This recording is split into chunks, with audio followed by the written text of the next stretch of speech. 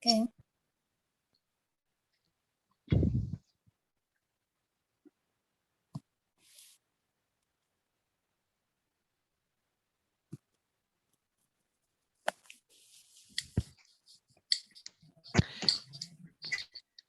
Mulai ya. Oke, mulai. Bismillahirrahmanirrahim. Assalamualaikum warahmatullahi wabarakatuh. Waalaikumsalam warahmatullahi wabarakatuh. Alhamdulillah. Allahumma sholli wa sallim ala sayyidina Muhammad wa ala ali sayyidina Muhammad amma ba'du. Yang kami hormati Ibu dosen pengampu mata kuliah aktuaria, yakni Ibu Yani Agus Priyani ME, dan teman-teman sekalian, semoga Ibu dan teman-teman sekalian selalu diberi keberkahan, kelancaran oleh Allah Subhanahu wa taala. Amin ya rabbal alamin. Pertama-tama marilah kita panjatkan puji syukur kehadirat Allah Subhanahu wa taala. Salawat serta salam semoga selalu tercurah kepada junjungan kita, yakni habibina wa syafi'ina wa maulana Muhammadin sallallahu alaihi wasallam. Baik teman-teman, langsung saja kami dari kelompok 9 yang beranggotakan 3 orang. Yang pertama saya sendiri Syahrul Faid, yang kedua Muhammad Ahya Faisal, yang ketiga Mahfudoh. Nah, di sini materi kami itu menjelaskan tentang jaminan sosial. Next dong.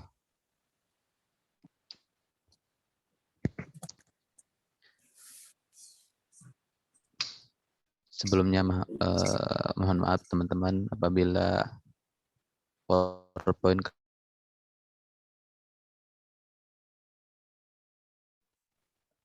memuaskan, mohon dimaafkan. Baik, langsung saja kepada slide pertama, yaitu tentang pengertian. Nah, slide pertama ini akan dijelaskan oleh saya sendiri.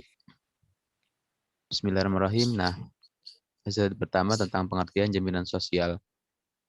Nah, menurut John Tumbol, mengartikan jaminan sosial sebagai suatu keadaan yang terlindungi atau aman dari berbagai ancaman dan bahaya, tetapi membatasi jaminan tersebut pada bidang ekonomi saja. Nah, yang kedua, menurut pasal 1 angka 3 Undang-Undang Nomor 2 Tahun 1992 tentang usaha perasuransian, program asuransi sosial adalah program asuransi yang diselenggarakan secara wajib berdasarkan suatu undang-undang dengan tujuan untuk memberikan perlindungan dasar bagi kesejahteraan masyarakat.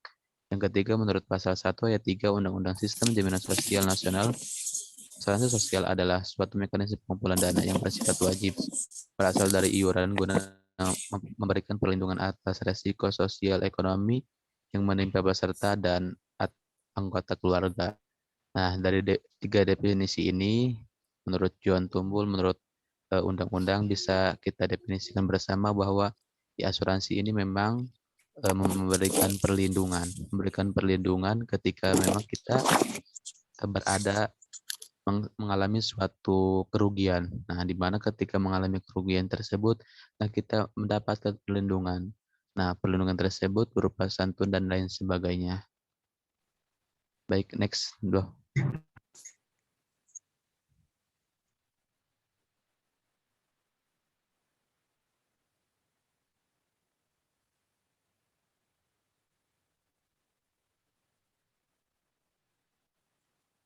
Next, doh.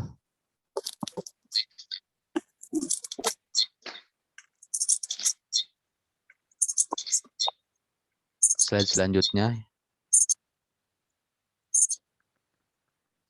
yang sebelumnya, doh.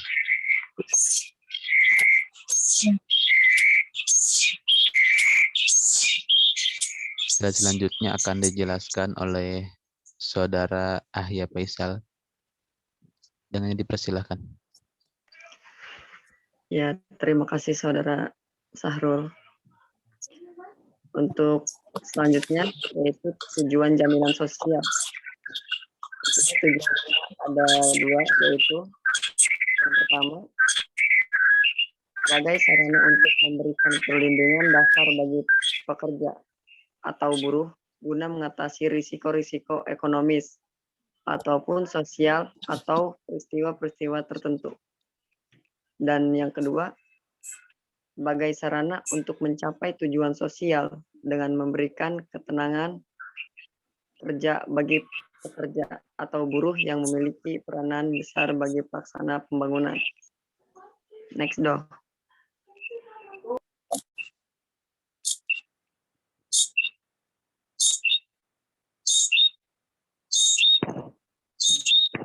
Selanjutnya, di sini ada 9 cabang jaminan sosial menurut konversi ILO 102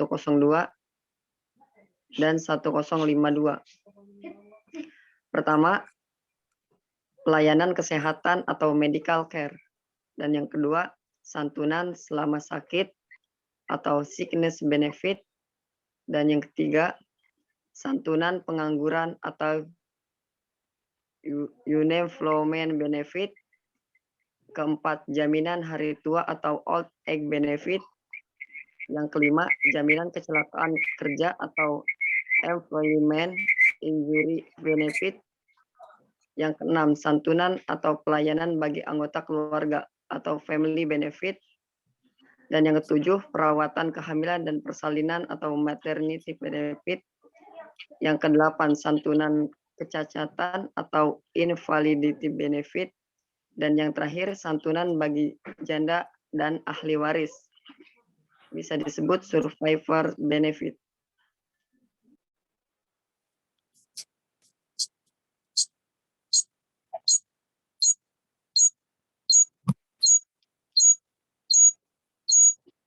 Baiklah, jadi biasa saya ini. Yang selanjutnya yaitu model penyelenggaraan jaminan sosial. Sistem di Indonesia itu melaksanakan penyelenggaraan jaminan sosial dengan menggunakan tiga model. Yang pertama, sistem jaminan sosial berupa jaringan pengaman sosial, yaitu program ini untuk ditetapkan untuk mendukung penduduk miskin dan lanjut usia. Model yang kedua, ada sistem jaminan sosial untuk pekerja formal yang memberikan manfaat sesuai dengan jumlah iuran yang dibayar peserta. Jadi ini tuh jaminan sosial untuk para pekerja atau jaminan bagi para buruh. Yang ketiga, ada model jaminan sosial yang dilaksanakan secara sukarela oleh rakyat yang menginginkan kehidupan yang lebih baik nantinya, atau yang disebut juga dengan jaminan hari tua. Di sini ada sistem jaminan nasional. Nah, sistem jaminan sosial nasional atau sering disingkat SJSN, yaitu suatu tata cara penyelenggaraan program jaminan sosial oleh beberapa badan penyelenggara jaminan sosial, yaitu BPJS. SJSN ini diselenggarakan berdasarkan 3 asas, yakni asas kemanusiaan, asas manfaat, asas keadilan bagi seluruh rakyat Indonesia. Asas kemanusiaan berkaitan dengan penghargaan terhadap martabat manusia. SJSN merupakan program negara yang bertujuan untuk memberikan kepastian perlindungan sosial bagi seluruh rakyat Indonesia.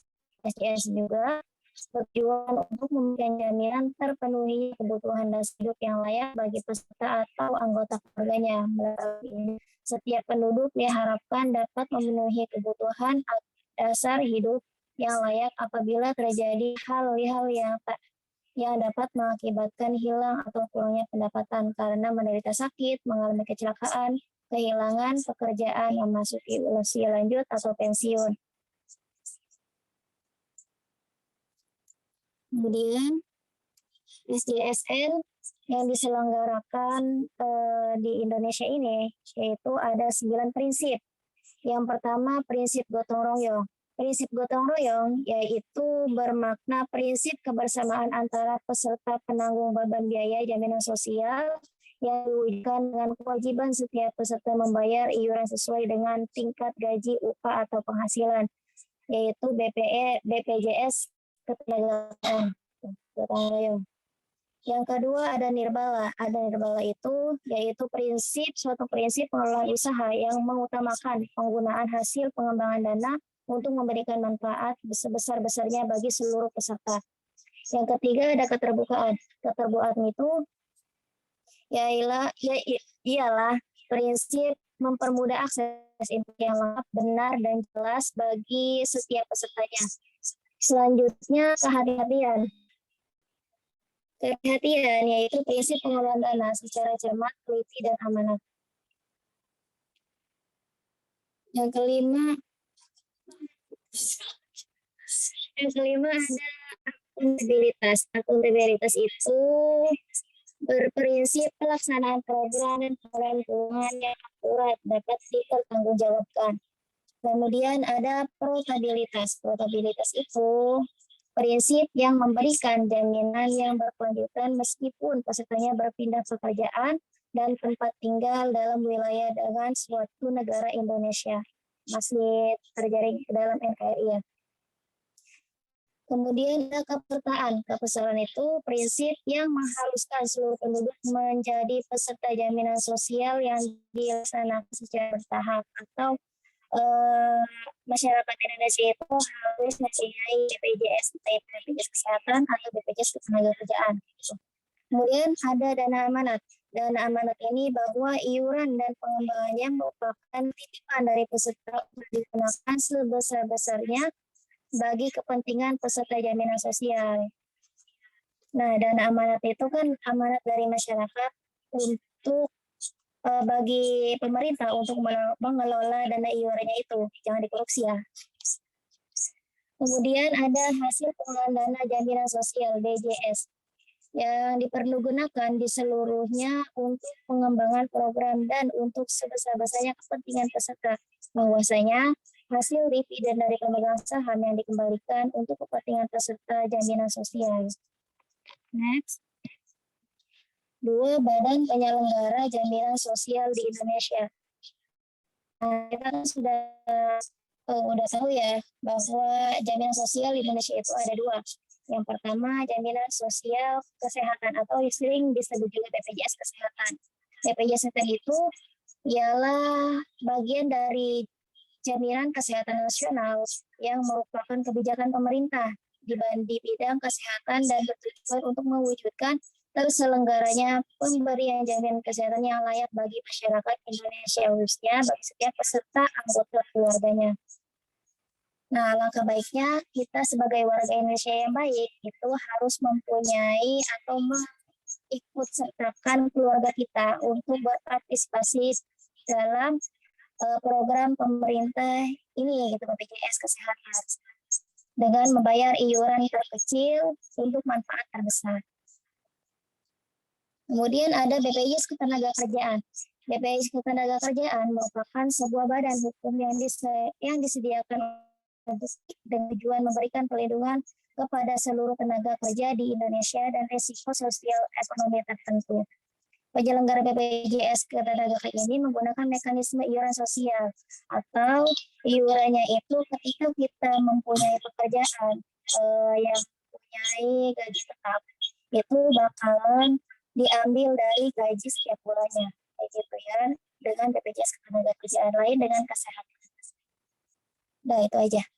Kembali lagi ke moderator. Baik, terima kasih Saudara Ahi dan Saudari Mpudo yang telah memaparkan. Baik teman-teman, bisa kita simpulkan bersama bahwa jaminan kesehatan ini merupakan suatu jaminan yang mencakup kepada masyarakat luas.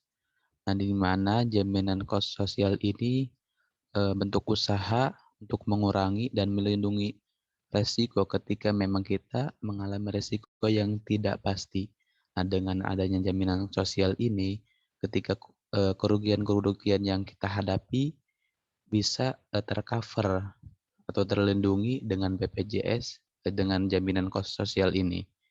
Dalam 2 badan penyelenggaraan jaminan sosial di Indonesia ada BPJS Kesehatan dan BPJS Ketenagakerjaan. Nah, mungkin itu saja kawan-kawan sekalian terkait materi jaminan sosial yang bisa kami paparkan. Kurang dan lebihnya mohon maaf. Apabila ada pertanyaan bisa ditanyakan melalui media classroom dan lain sebagainya. Kami dari kelompok 9 sekali lagi mohon maaf apabila mulai dari PPT, makalah dan pemaparan kami kurang jelas atau kawan-kawan kurang puas. Mungkin hanya itu yang bisa kami sampaikan. Kurang lebihnya mohon maaf. Wassalamualaikum warahmatullahi wabarakatuh.